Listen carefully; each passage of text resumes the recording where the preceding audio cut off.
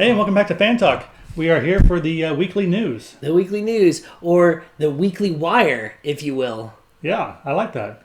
We should keep doing that. We should keep doing it. I like it. Where we talk about the previous weekend's box office, what's coming out soon, general entertainment and movie news, and just kind of whatever just pops out at us for the week that we think is worthwhile knowing. Yeah, in the world of fandom. Yeah, so in the world of fandom, on this week's Weekly Wire, we're going to start off with the box office. So, Simon, hit us up, bro. Well, Angelina Jolie opened up with her sequel to that one movie. Maleficent. Yes, I have a hardest time with that. I was trying to get you to say it. I noticed that. I picked up on that. I checked out last week's videos. I just could not nail it. But meanwhile, off camera, every single time, just right. Yeah, just right. Just on film, right? We're hoping it would open to 50 to 55 million or more. Open to a kind of a soft 36.9. Not awful, but also it's soft. Yeah. So I mean, it's gonna be okay, but it'll probably be the last. I don't know if it'll be the last one, but there's not going to be a whole lot of excitement at the studio to keep going unless this takes off internationally, which it could also do some pretty big international numbers too. Yeah. Still too early to tell. All it is just a soft number.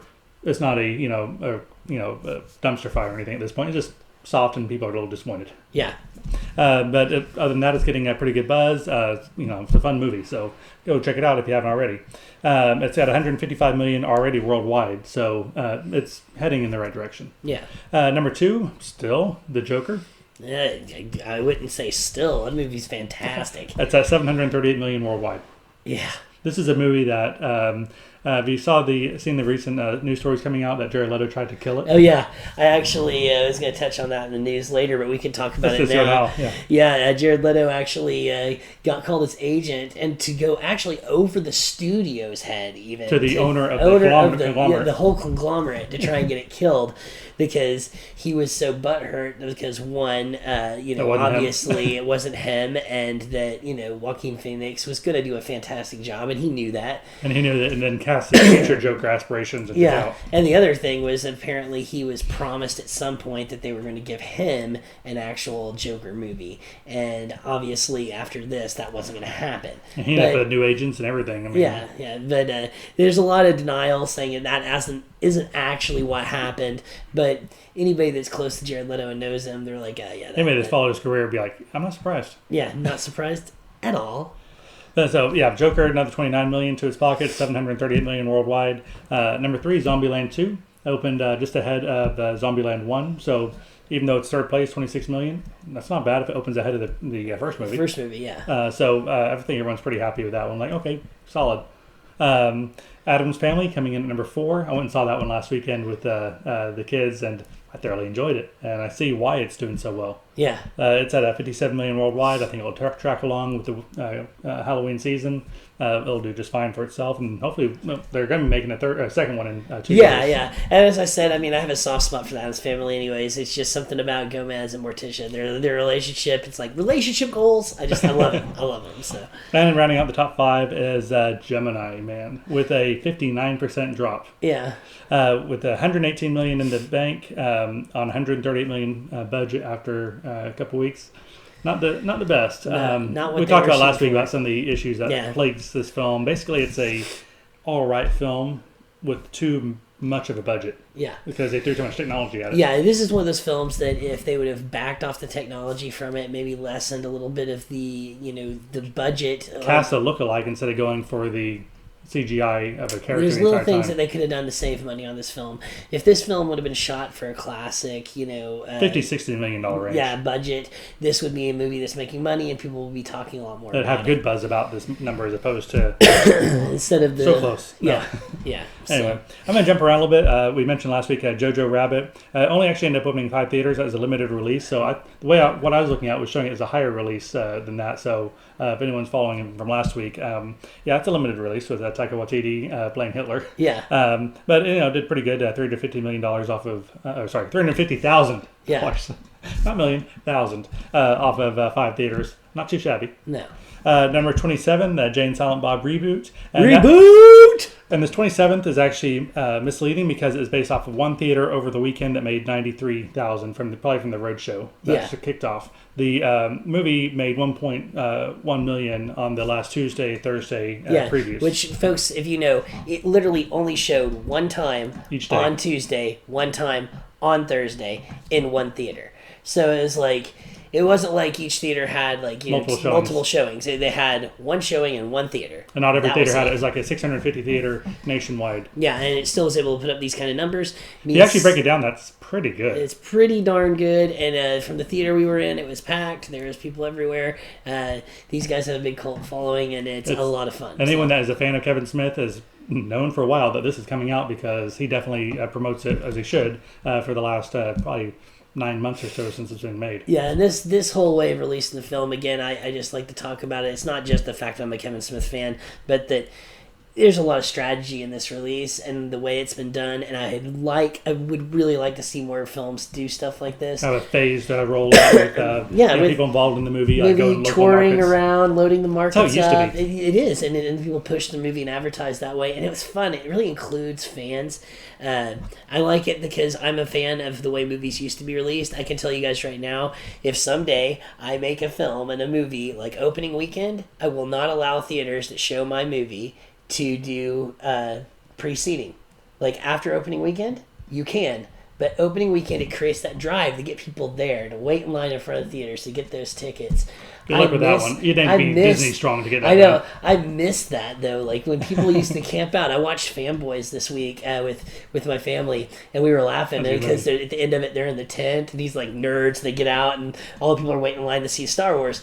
And I was like, man, I remember, even like with The Hobbit, going and sitting out in front in the line, and me and my friends playing chess, watching all the people dressed up, waiting to get let into the theater, so you can get a decent seat. I don't want to do that all the time, but like the opening night, like the first showing. The preceding was fine because I worked at a movie theater when Phantom Menace came out, and the first day that you could pre-buy tickets, and then you could only do it actually at the box office. You couldn't do it online. Then the line was right from the mall, and that was like a month and a half before the movie opened. And that's the only time you saw that long line was when you could go and buy the tickets early. But now with the internet, it's the same thing, except there's no line because everyone does it on their phones at home. Yeah. So, I don't think that's going to change. No, I just think it'd be cool. I mean, just listen to, I'm just saying, just opening, weekend, or opening night even, just, one showing, that midnight showing, right? That midnight showing, the night the movie comes out. If the theaters didn't let you pre-order tickets or nothing, literally you had to go, get in line, wait, buy your tickets. First one in gets the first pick of the seat. I think it would recreate that atmosphere at the theaters for the people that want to see it first night.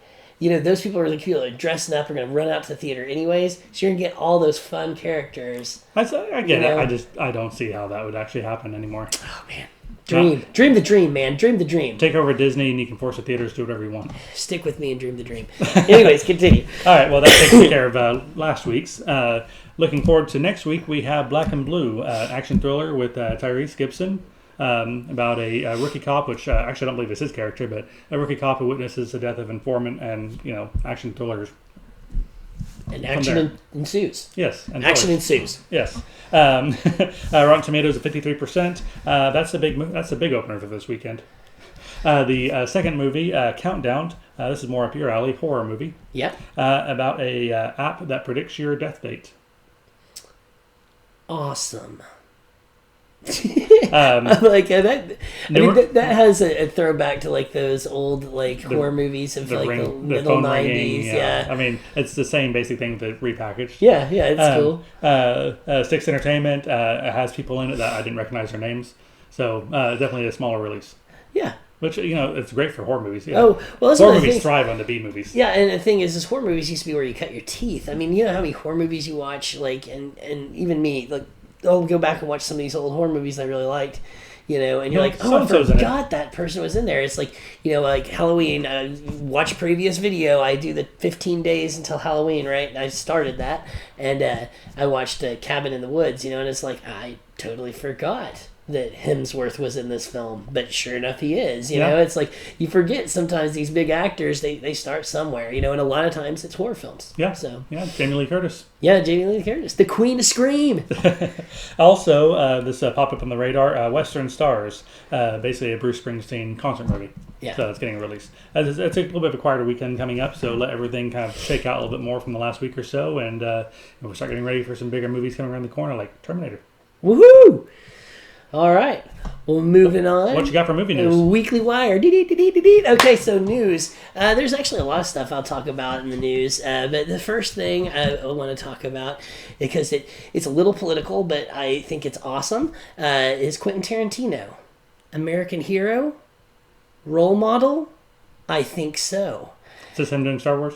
No. Okay. Quentin Tarantino was about to release his film Once Upon a Time in Hollywood worldwide, and he's going to release it in our good old friend China. The Middle Kingdom. Yeah, the Middle Kingdom. Yeah, and China wanted him to cut scenes having to do with Bruce Lee from the film, and he told him to go fly a kite. Also, I think some of the violent scenes at the end. Yeah. But he told him to go fly a kite. He wasn't going to cut the film. And they were like, well, we won't show your movie. And he's like, good. I don't want you to show my movie. I don't care. And I just like to throw a shout out, 2 thumbs up to you, Quentin Tarantino, role model. Because I'm telling you right now, with all this stuff going on, I won't get too much into it. But I really feel like we should set a standard and not bow down to it. You also know the history on that too, right? Where they wouldn't release Django Unchained until he cut out some of the more violent scenes. And so he went ahead and did it. And when he cut out those scenes, the movie flopped, made like $5,000 opening weekend. Yeah. And so he's like, what's the purpose in doing it? Well, what's the purpose in doing it? But also, I think it sets a good example. It really does. Because right now, like, with the protesters, you got a lot of people who, are apologizing for things that I really feel like they shouldn't apologize for. And Quentin Tarantino's just like, I'm not going to buckle to China. Well enough on its own. I don't need your extra money. I'm doing fine on my own. I don't know. It just made me feel good when I read that, and I thought people should know about it because it's kind of one of those little underlying articles that a lot of people aren't going to see. But yeah, literally Quentin Tarantino told him to go fly a kite. So I thought that was pretty cool. We also, on HBO this Sunday, we had the release of The Watchmen. Okay. Very good reviews. People are loving it. I've seen it. It was fantastic. A lot of people may not know this, but Fan Talk, we're shot here in Tulsa, Oklahoma, and it actually kind of a little throw out to Oklahoma. The Tulsa episode, the episode actually, a lot of it took place in Tulsa, Oklahoma, and it actually started off with a little dark piece of our past with the Tulsa race riots, but it definitely was which is also in the news a lot around here because they're doing things on that. Yeah, a lot of stuff going on here with that anyways, and so it was kind of interesting to see that, a little bit of history in a TV show that's really popular, and it was really a lot of fun. I really recommend tuning in to HBO to watch Watchmen, especially if you liked the movie and you're a fan of the graphic novel. It's a lot of fun. Yep. Go ahead. No, go ahead. No, you just immediately say graphic novel, and that's what I was going to jump in and say. You beat me to it.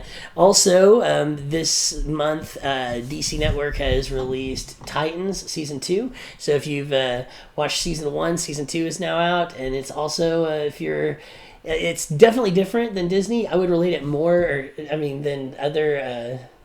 not Disney, but other DC films. I would relate it more to the Joker because it's pretty dark. It's got a lot of violence and stuff in it, opposed to like the other DC like movies, and even like the stuff on television like Arrow and stuff like that. Okay. It's a lot darker, and it's actually a whole lot of fun. Another little bit of news: a lot of fans of Akira, the animated movie. Yeah. We were real excited because it was going to become a live-action movie, and there'd been a lot of talk that Taika Waititi, I was going to get it, Taika Waititi was going to abandon that film because he obviously is doing Thor: Love and Thunder. Right. And so he actually has come out and said, no, I am in fact going to do the Akira live-action movie. There's been a lot of talk on whether or not that would convert well to a live action. Yeah. He's highly optimistic. He's been working on the script, and he said that Love and Thunder has really cut into a lot of the time, so he had to push it back to the back burner, and it's back a little bit further than he would have liked, but that he is definitely going back to it, and once he has completed his deal with Disney and finished that film, that he is actually going to go back and film that movie. And so all you Akira fans, we will be getting a Taika Waititi. I'm going to get it right eventually. Taika Waititi Akira film is just going to be a little bit further out. And another little bit of news, we talked about this before, but it's kind of exploded, and I think it's something fun to talk about, is our friend Martin Scorsese.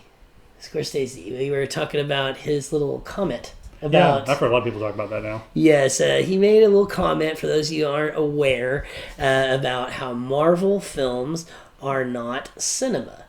And then he doubled down this week, and he said not only are they not cinema, but he compares the actors basically to amusement park employees. And that it is not cinema, and that they shouldn't encompass every space because it's ruining film. This has obviously got a lot of people talking. Yeah, you know my take on that? He's got his own project coming out, and it's free publicity. Well, there is that, but there is a little bit to talk about, because it's kind of interesting. First of all, I think Samuel L. Jackson, he came out to talk about it, and he was like, well, not everybody loves Martin Scorsese's films either. He said, a lot of Italian Americans don't like the fact that he writes so many movies that show them in that light. Mm-hmm. And he's like, opinions, everybody's got them. They got a right to them. He's like, but not everybody likes his stuff either. He's like, I like them. He's like, but not everybody does. And no matter what he says, it's not going to keep people from making movies. James Gunn, I thought it was really interesting. He came out about it, and he actually was like, you know what? Scorsese is one of my top 5 favorite filmmakers, and he said it like broke his heart when he saw people picketing Passion of the Christ who hadn't even seen it. Or not Passion of Christ, I'm sorry, Jesus Christ. No, Last Temptation of Christ. Sorry. All these Jesus movies got my head all spun up. No, The Last Temptation of Christ. And people picketed that Last Temptation of Christ when that movie came out. And he's like, a lot of people hadn't even seen the movie, and how upsetting it was to him to see people judge a movie like that they hadn't even seen. And he's like, and now to have him coming and basically doing the same thing to something that he's created, it actually really hurt him. Jennifer Aniston has actually come out to Scorsese's aid and his side of things and said it's really hard for an actress to find good work in Hollywood right now, because she doesn't particularly want to stand in front of a green screen for 8 hours a day. And my take on all of this is... She just started a new series. She's got work. Yeah. My take on all of this is that, you know what... you're right. He is probably looking for a little bit of free publicity, but there is something to be said about movies nowadays. And a lot of these movies, it is a formula. It's also a different kind of art. Yeah, it is a formula. And obviously, I don't want to use the word cash grab exactly, but Disney knows what works right now. And they're going to do that over and over and over. There is a lot of green screen and a lot of that kind of shooting. And it takes different kinds of talents. Yeah, and there is a whole lot of, travel. It's grueling to do these films. You're going from place to place to place to place. And a lot of times there is so much green screen work, it takes a really good actor to be able to not see these things. And all right, keep your eye over there. Pretend there's 3 people there, and there, and you're flying. Go. Yeah. And there's a monster. It's about to kill you, and you don't even know what that monster Look really at this looks golf ball. like. Track this golf ball. It's going to kill you. Yeah. So, the whole thing is, I can see the side of things where they're saying it's not the way that film used to be shot. It's not what art students go to film school to thinking they're going to be making. Yeah. That's a completely different animal. Yeah. But it's like saying that theater is not cinema, or, it's all a form of entertainment. And it's very arrogant, if you ask me, in saying these kinds of things, and insulting. Well, it's like saying that a orchestra is the only kind of music. Well, Samuel L. Jackson put it really frankly. It's like saying Bugs Bunny ain't funny. It's like, oh, he's not funny because it's not this kind of cartoon. Or the way I would really rationalize it is basically what he's saying is, SpongeBob SquarePants isn't funny because it's on Nickelodeon and it's not on Cartoon Network. And Nickelodeon, since it has the slime and the orange and it advertises, and so it's advertising to get the kids, it's not really a funny cartoon because it's really just an advertising ploy. Because his whole idea is that Marvel doesn't tell any kind of real story. It's just marketing to make money on products, which is ridiculous. He doesn't know what he's talking about entirely. He's so blind to the fact that he refuses to see it, and therefore who cares? And the fact that he's a good obviously who's going to make he's one of the few people that could say this and actually carry a little bit of weight because of the kind of movies he has made and the weight he has in the industry. But even with that, it still doesn't make any logical sense because they are movies. They are a different kind of art, and you can't do a subjective announcement saying that like this things don't count as art whenever they might be art to different kind of people, and they're movies that are filmed, so therefore they're films. Oh yeah, it's like I think it was also Samuel L. Jackson that was like, it's in the movie theater. Obviously, it's a film. He said it about the Hallmark movies, and that's a different story. Yeah. I might agree with that. But yeah, I mean, it is interesting. It's like I said, I can take a little criticism and saying, hey, it's not exactly the same. It's not highbrow. Yeah, but I can say this: it's insulting to the actors that are in it. Like I think Jennifer Aniston. I like Jennifer Aniston in Friends, and I mean, I don't mean this in any disrespect, but since Friends, what has she done that's been super fantastic? I'll stand up on that. She's been she's made plenty of money since then. Because of, and this isn't, I think she took her argument in the wrong direction. Because of the modern day comic book movie and big event movie, big tentpole movies, other genres have been squeezed out of the movie theaters. Comedies, with rare exceptions, don't make any money lately. Neither do rom-coms. Those are the two kind of things that are her vehicles. And so therefore, there's not a whole lot of work for her. Yeah. But she attacked it from the wrong direction. Yeah. Yeah, again, like I said, I can see certain sides of things. It's just like coming across where you're not insulting people. Because, one, if I was Samuel L. Jackson, Chris Hemsworth, Chris Evans, Chris, you know, any of these actors or actresses that were in any of these films, I would be very insulted because you have a highbrow, like, you know, guy that makes good movies basically saying your work is crap. That's the way it comes across, and whether that's what he's really trying to say, that's the way it comes across, and that's super insulting and rude, in my opinion, incredibly rude. Yeah. And the other thing is just taking away from the actual effort it takes, because like you were saying, like when you're acting on stage, you have other actors to act with. And you have the energy of the audience. And you have sets. Like I've found that a lot of theater where they don't have the sets, I think that's more challenging for the actor because you have to create this world in your mind that you're interacting with. Mm-hmm. And I've seen a lot of those kinds of shows, and they're actually really fun. I saw Patrick Stewart doing all the characters from Christmas Carol on an empty stage. I'm like, it's fantastic. It's fantastic, right? It takes real acting skill and prowess, correct? So you could argue that these actors in a lot of ways have to be even better because yes, they have each other to act with, but in some cases they don't. They have a guy in a green suit and covered with dots all over themselves. And a lot of times they really are in a solid green room acting with things that aren't even hanging there. From wires, telling them to stare, keep this line of sight while pretending this golf ball's going to kill you. Yeah, and so I mean, I just think it's incredibly insulting. And so I mean, I will say this: my opinion on all of this is, if you don't like something, it's fine to be a little bit of a critic. That's fine. Otherwise, shut up. Because if you start intimidating your fans and irritating your fans, ask Disney how that works out for you. Not so well. Yeah. But moving on, I do have something I'm going to start doing, which I like to let you guys know what's coming out. This week it's going to be a little bit longer. I'm going to go to my notes for this because starting next week, I'll be letting you guys know what's coming out on DVD, Netflix, Amazon, HBO, those kinds of shows. I'm just going to not do everything that's coming out on those, just their originals. Yeah. And then on DVD, the things that are going to be being released that week. The big topic, the big highlights. But this week I'm going to go ahead and stretch it out a little bit for the last 2 weeks. So for that, I'm going to go to the notes. Netflix, the last 2 weeks, we've got Forest of Love, Fractured, Haunted Season 2's been coming out. That's really awesome. A lot of fans of Haunted. You're going to go ahead and watch that. The Tall Grass. El Camino was released, which is the movie that takes place right after Breaking Bad. Oh, yeah, that's a Netflix exclusive. Very good. If you haven't seen it, go to Netflix, watch it. Insatiable Season 2. I don't know. I got suckered into watching this first season. It's like one of those like guilty pleasures. You start to watch it and you're going, I can't believe I'm watching this. And then it gets better and better and better. I recommend it. Guilty pleasure. I enjoyed it.